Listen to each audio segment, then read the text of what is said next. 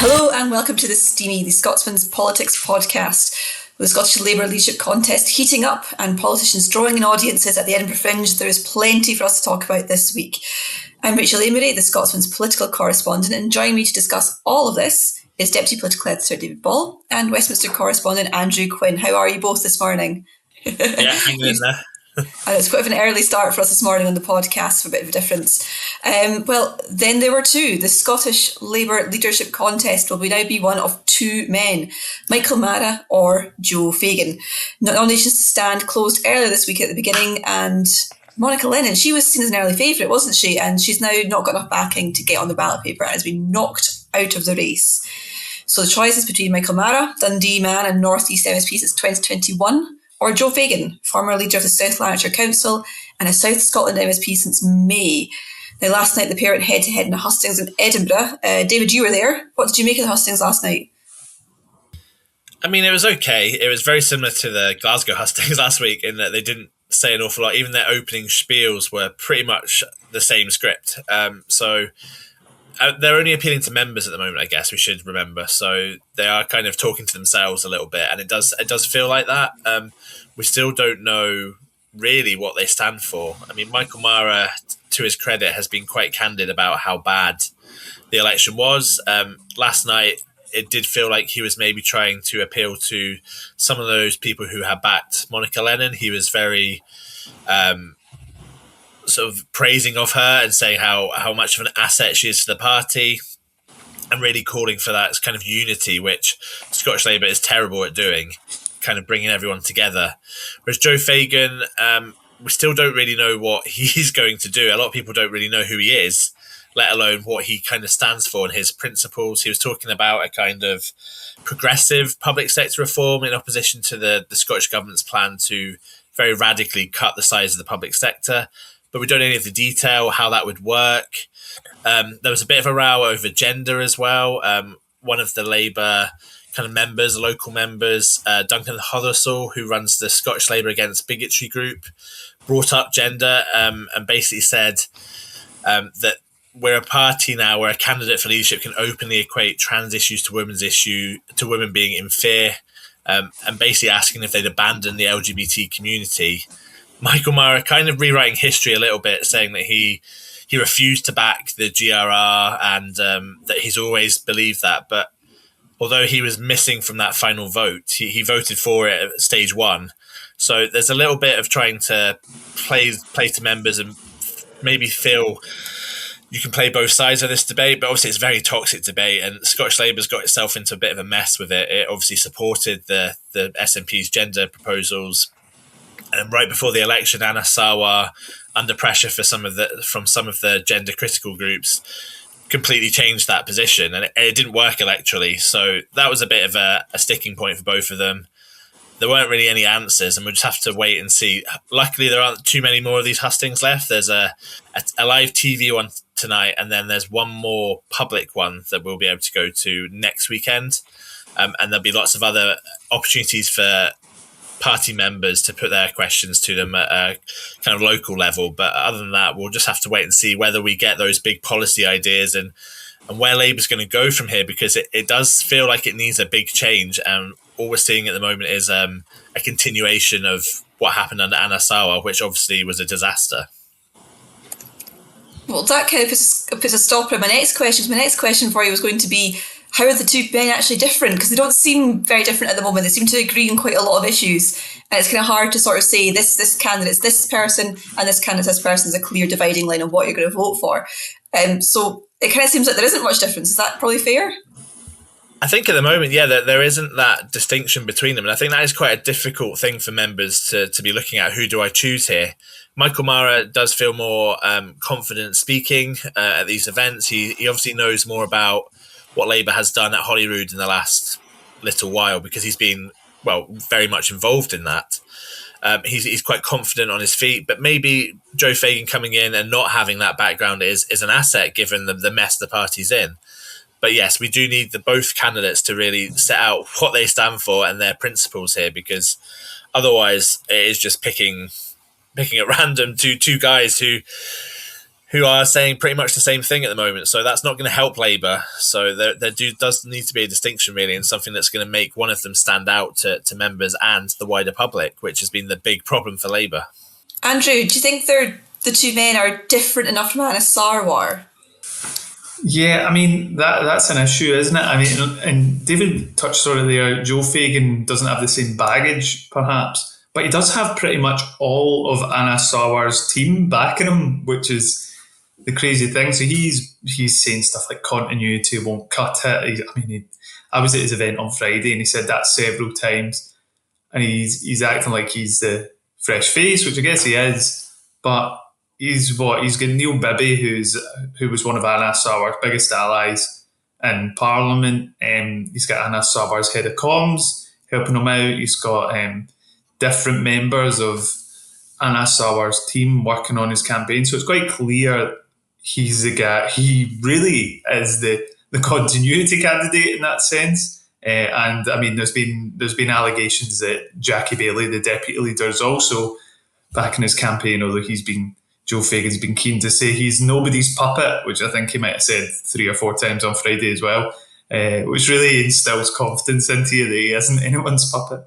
But yeah, I mean, I think you're right. We've not had tons and tons of policy stuff yet. And really they come from the same sort of Labour tradition, probably what you would say the Labour right. I mean, yeah, so there's not tons of difference. I mean, there was a bigger difference between them and Monica Lennon. But I would say Monica Lennon didn't put out policy proposals or anything in the last few weeks, which would have indicated a bit more about what she would do differently. She didn't particularly show there was that much of a difference between the three of them. If you were involved and you follow Labour politics, you would know there was a difference. But I think she could have still influenced the debate, even though she didn't make it onto the ballot, because she could have had, right, here are 3 things that I think we need to take forward. You know what I mean? It just would have introduced something new. I don't know, she could have said something on tax or anything. But she didn't really, and I guess maybe she was more taken aback by the fact that she couldn't actually get the nomination, just couldn't get enough MPs to back her. But yeah, I think it's not going to be very encouraging for Labour members, unless we do see big policy differences. We might. But yeah, they're going to need to set out different stalls of what they're going to do. I think rather than trying to, I guess Michael Marra would make it a little bit more about he's got the experience, whereas Joe Fagan would try and make it a bit more about his own character and how he's got the character to lead the party and to change its fortunes. Yeah, you mentioned a little bit there about Monica Lennon there. So she was kind of the first person to sort of put her head above the parapet on this election. And is it fair to say that she was probably an early favourite? Like, a lot of people thought that she was maybe going to be between her and Michael Marra. And but as the days went on, it became clearer and clearer that she wasn't going to make it onto the ballot. She wasn't going to get the support. Now, am I right in saying that it was 1 MP short she was in the end? She actually did get the MSPs that she needed, which I think we didn't think that was going to happen. It did in the end there. So it means that perhaps the most left of the candidates is now not on the ballot paper, and the only woman candidate as well.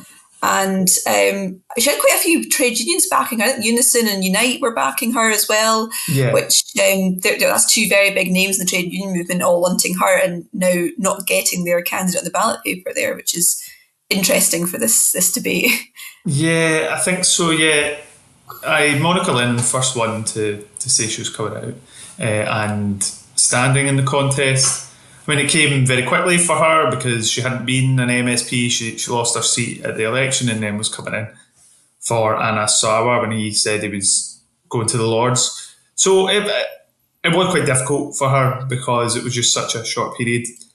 But yeah, I think you would have thought there was a chance if she made it onto the ballot that she could win among members, because generally Labour members tend to be a bit more to the left of the MSPs and MPs.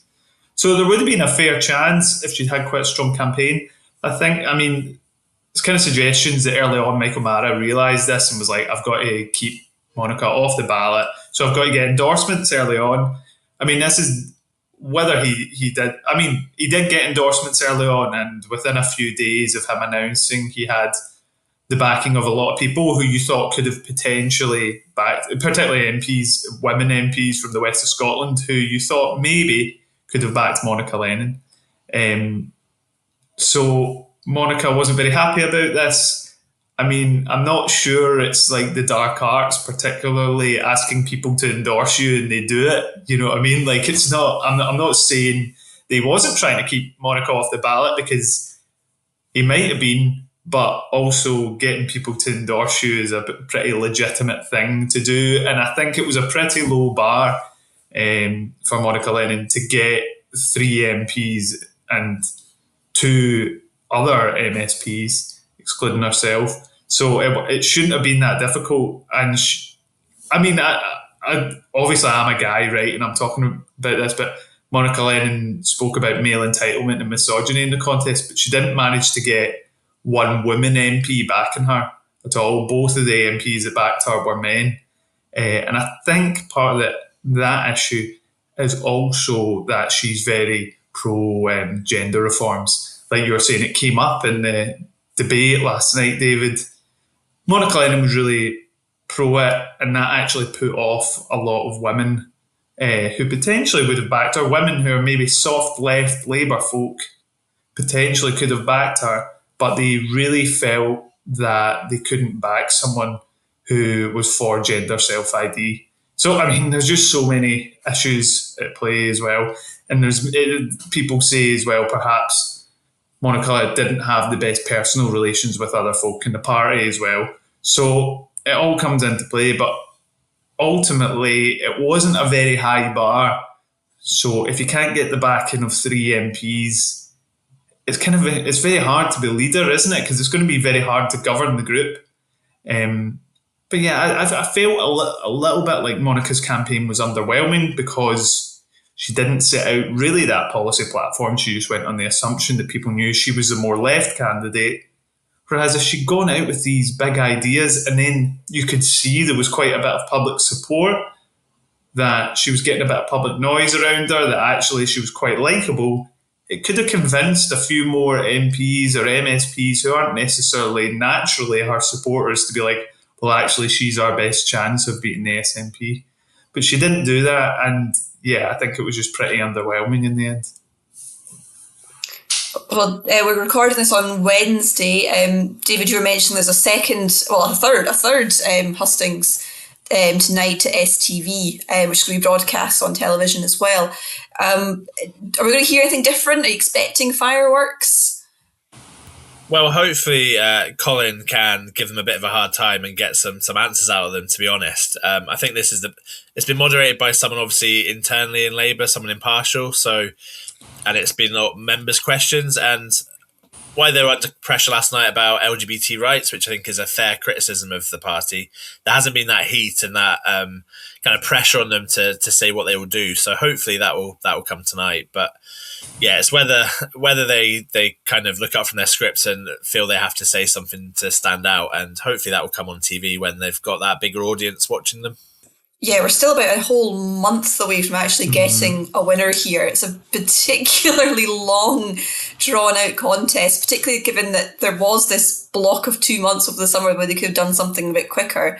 So it's going to be quite strange to go back to Parliament in less than a fortnight without a permanent leader in place, and to have this sort of hanging over their heads a little bit as we go into the next term of Parliament. So I was going to say, do you not think it's quite amazing that what we've not had, and this is basically the main key thing for any Scottish Labour leader, is how they're going to beat the SNP. And they had their best opportunity to do it just there in May. I know, obviously, you can say Keir Starmer affected them that, but how are Scottish Labour going to have cut through that can beat the SNP? And literally no one said anything about it, you know what I mean? Like, there's been no sort of debate about it, I don't think at all. No, I think that's a fair point. I mean, yesterday at the Fringe as well, I went and listened to Douglas Alexander, who basically admitted, as the kind of co-chair of that campaign, that they underestimated how popular the SNP were, regardless of their record, that people would still vote for them. So there's a recognition there that Labour doesn't know how to beat the SNP.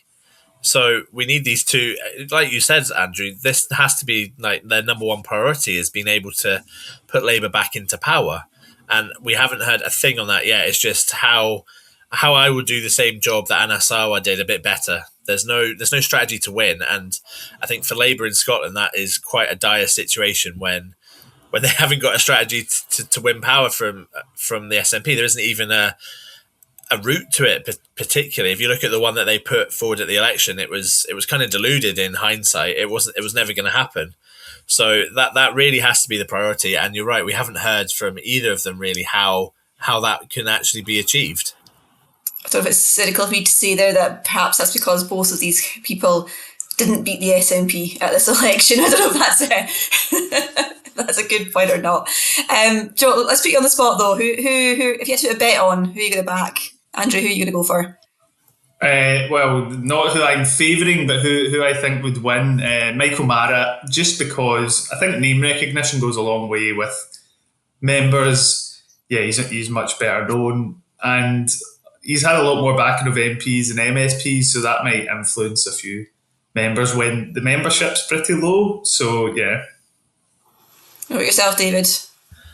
Yeah, it's hard to see past Michael Marra. I mean, Joe Fagan, he did struggle on a few quite basic questions last night. There was at one point he looked like, when you're in a job interview and you're not really sure what you're supposed to say and you just kind of try and blag it and it didn't really work. It was quite a basic question about what you would do to encourage women to vote for the party, and he ended up talking about Alzheimer's support because there's a gender aspect there. He got a bit panicked. And I think Michael Marra is very polished as a kind of politician, and I think that will sway them if there's not a lot to choose between them. I think him being, I suppose, a little bit more well known with the public as well, I think makes him the obvious choice. But as we've said, there's a long way to go here, and all it takes is a big gaffe or something that sticks with Michael Marra that members think, well, that's not what I want the next leader to be about. I want something different. If Joe Fagan can offer that, then he has got a chance of winning. As Andrew said, there's not a lot of members to persuade here to get over the line. Yeah, I think I was going to say Michael Marra as well, just because I know he is a bit more recognisable, a bit more sort of popular. But I don't know if that's my ex-Tully reporter head on, knowing that he's well known in Dundee, because I know Dundee so much better than I know South Lanarkshire. So maybe that's the ex-Tully reporter who's being clouded in the judgment there. Another election, it has been a whole week since the Clacton by-election, but Andrew, do you want to just give us a quick rundown of what's happened there, and does it have any impact on reform in Scotland, do you think? What's going on there? Yeah, so Nigel Farage won the Clacton by-election. He didn't have to really stand against anyone serious because he called the by-election himself because of scrutiny into his personal finances, into a £5 million donation to reform that he's under investigation from the parliamentary authorities. So no one else stood in it because they saw it as a waste of money and a kind of stunt from Nigel Farage. Other than Count Binface, obviously a real joke candidate, but managed to win over 9,000 votes. So pretty big time, the best Count Binface has ever done. The result was never in doubt. But it suggests that maybe Nigel Farage's star has waned a little bit. And it shows that there is an anti-reform vote there, even in the most kind of reform areas of the country. It's a bit of a suggestion there's already been suggestions that actually he's not going to win the next general election and could even be struggling for second place. Which obviously would be a little bit crazy because I get that if you think about maybe 6 months ago when Sir Keir Starmer was in charge, when in the height of the Mandelson scandal, reform really looked like the next government. But yeah, it has an impact in Scotland as well because there's been a wee bit underwhelming reform so far. I know we've had the summer recess, but I think we thought we would see a bit more, particularly Malcolm Offord. We've not really heard from him. The only person we've heard from mostly is Thomas Kerr. doing his videos and stuff about the lawlessness, put that in inverted commas, of Glasgow city centre. But yeah, so yeah, I think it will. I think it will have an impact, and I mean, particularly if it becomes clear that Reform aren't going to win, Nigel Farage might get a bit fed up, and it could head off. He's going to face another by-election probably because he should have declared this £5 million donation.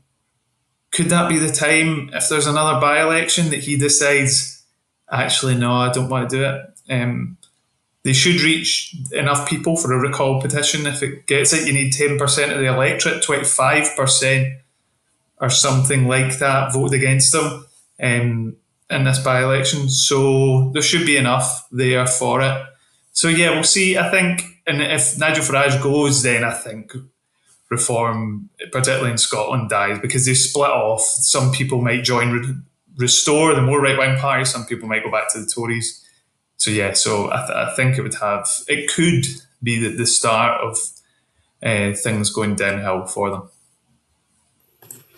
Well, just before we wrap up for today, there's another story that we've been looking at the Scotsman as well. It was on the front page of our paper today, and that is Ferguson Marine. Now, the shipyard at Port Glasgow is, of course, nationalised by the SNP government, and it's had, fair to say, a few reputational issues in the past few years with the building of the MV Glen Sannox and the MV Glen Rosa. They've been woefully over budget, way over delayed, and it's caused a lot of bad headlines for them. Now, MV Glen Rosa is nearly finished, nearly ready to hit the high seas, but it's going to lead to around 70 redundancies at the shipyard. That's a quarter of the workforce.